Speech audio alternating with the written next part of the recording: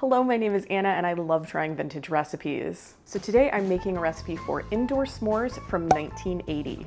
I absolutely love s'mores and I really love s'mores flavored things. There's a local company that makes probably one of my favorite s'mores ice creams ever. Shout out to Mitchell's Ice Cream, if you know, you know. S'mores coffee creamer, just I love s'mores. And they are kind of a summer thing. I make them year round in the microwave. But I thought that these bars would be sort of a more portable way to make s'mores, consume s'mores, maybe take them on a picnic or in your lunch. So I am very excited to try this. This recipe does use Golden Graham cereal. I'm using the generic kind because butter a rectangular pan. I did that. It is definitely something that you want to do ahead of time. I'm using a 9x13 glass dish. Heat corn syrup, margarine. I'm using butter. I almost always use butter unless I think margarine is absolutely necessary. And chocolate chips to boiling in a 3-quart saucepan. So that's what I have here. I've showed you this trick before. Maybe you already know it. But if you are measuring something very sticky like corn syrup, you can take some nonstick spray, or I like to use just regular vegetable oil,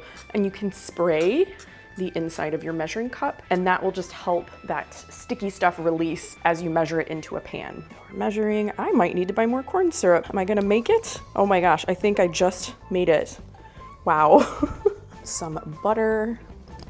And I will have this recipe either written or linked in the description down below. A bag of milk chocolate chips. I guess you could probably use semi-sweet, but s'mores are usually made with milk chocolate, like Hershey bars. So that's what I'm going with.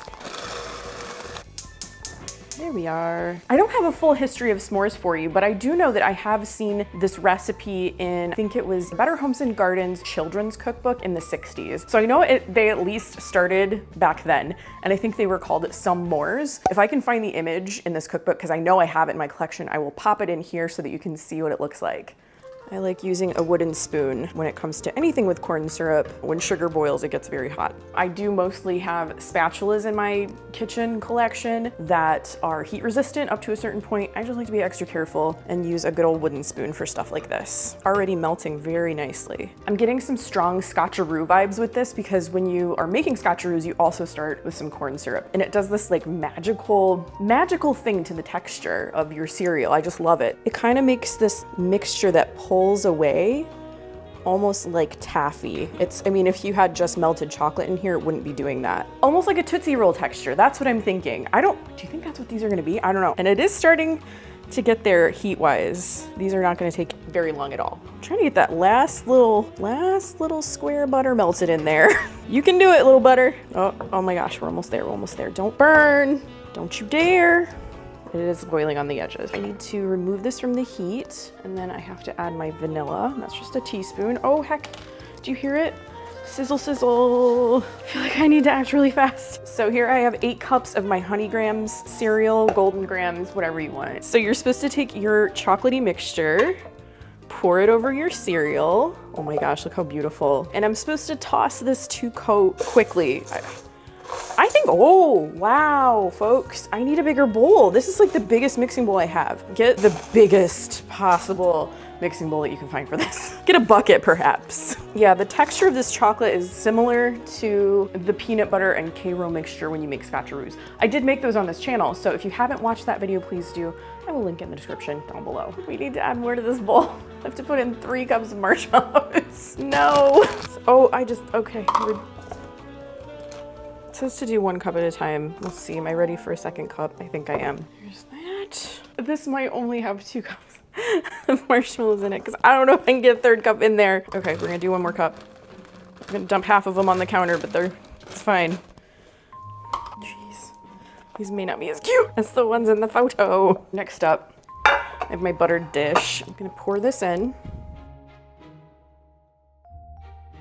Oh, you know what? We're gonna wash the hands. We're gonna use the hands. Clean hands. And this is just warm. It's not hurting or anything.